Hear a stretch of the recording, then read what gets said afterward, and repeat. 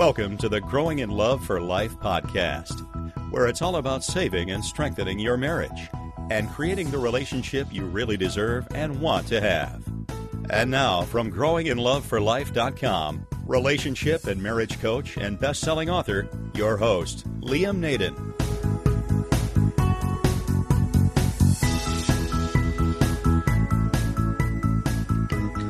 Hi everyone, it's Liam Naden here with episode 41 of the Growing in Love for Life podcast.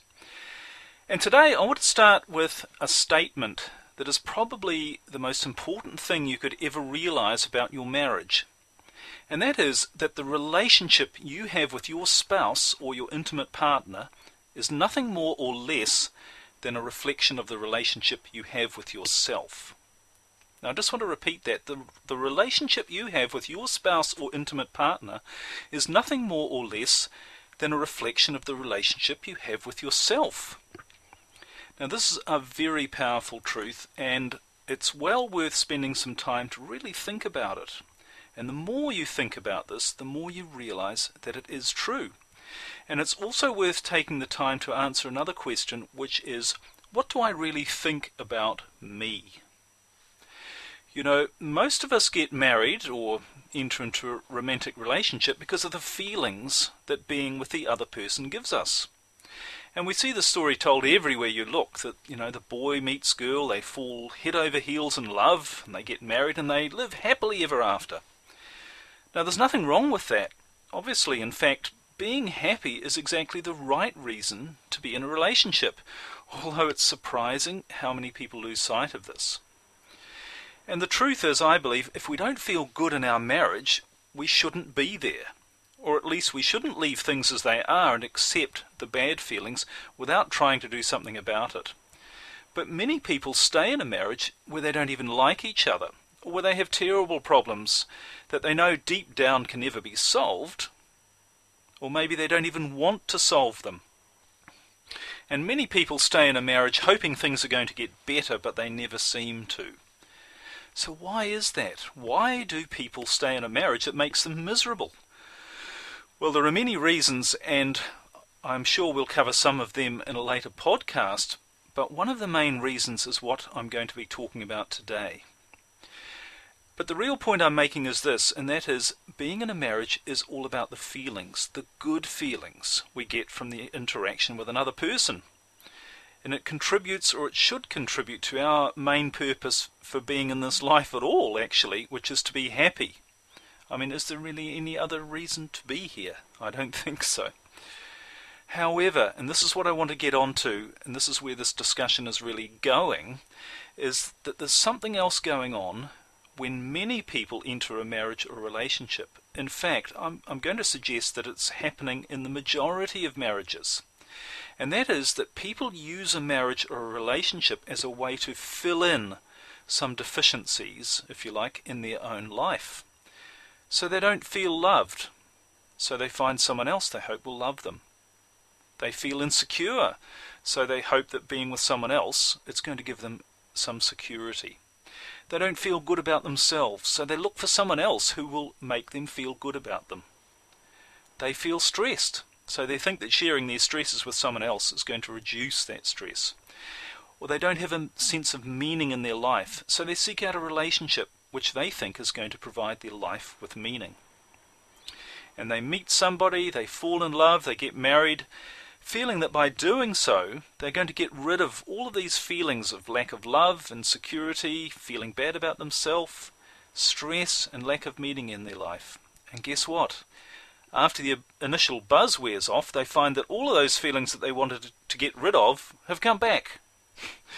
So they try to fix the marriage, don't they? Or they move on to someone else and they repeat the same pattern all over again, when really the thing that they need to fix was themselves. Now, the truth is the only one place to find love, security, peace, and meaning in your life is within yourself. And you will only attract to you a person who is on the same mental plane as you. So if you want someone to love you, you need to love yourself first. If you want a secure relationship, you need to feel secure within yourself. And if you want to feel good about yourself, Find out yourself what is good about you, and there is plenty, believe me. And don't look to your marriage to provide what you can only find alone, which is the meaning and purpose of your life. And sure, your marriage can and should contribute to all of these things, but it's not going to create them. Your marriage won't make up for things that simply aren't within you in the first place. In fact, whatever is inside you, which is your strengths and your weaknesses, are only going to be amplified by your marriage or your relationship. And the funny thing is, I've noticed that those people who have great marriages usually, not always, but usually have a high level of self-esteem. They feel good about themselves, they feel good about their life, and they also spend time, whether consciously or unconsciously, working on themselves and developing their own individual qualities and sense of purpose. And their marriage, therefore, becomes a reflection and enhancement of that. And that's why their marriage makes them happy. You know, when you don't need your spouse to make you feel good about yourself, or loved, or secure, or have a meaningful life, when you already have these things within you, then it frees you to be yourself. And then your marriage becomes a place where you want to be rather than where you need to be. Because if you're needy in a relationship, and I'm sure everyone's seen this, but when you're needy in a relationship, you're going to drain the positive energy, and your marriage is never going to reach its full potential. And the best marriages, the greatest marriages, are where the two people in there are there only because they truly want to be. And that means they can contribute to the marriage without fear or pressure. And in that sort of marriage, you never need to work on it. After all, how could anything you do for the sheer fun and love of it be considered work? So, my point is, if you want to create a great marriage relationship, start to create a great relationship with yourself.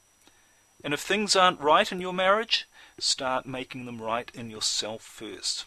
And there's a great double benefit to all of this when you start doing this. Not only do you create a better marriage with your spouse, but you become a better and happier person. So seriously, get to work on yourself. That's the place to start. It's so worth it. You know, creating a better relationship with yourself is one of the things that I cover in a lot of detail in my marriage programs. So if you'd like more information and more ideas on how to really build a better relationship with yourself, have a look at those programs. You'll find the details on my website, which is liamnaden.com, and a lot of other information obviously there as well. So have a great week. I hope this was helpful for you, worth thinking about. And remember, there's only one kind of relationship or marriage worth having, both with your spouse and with yourself, and that's a great one. Bye for now.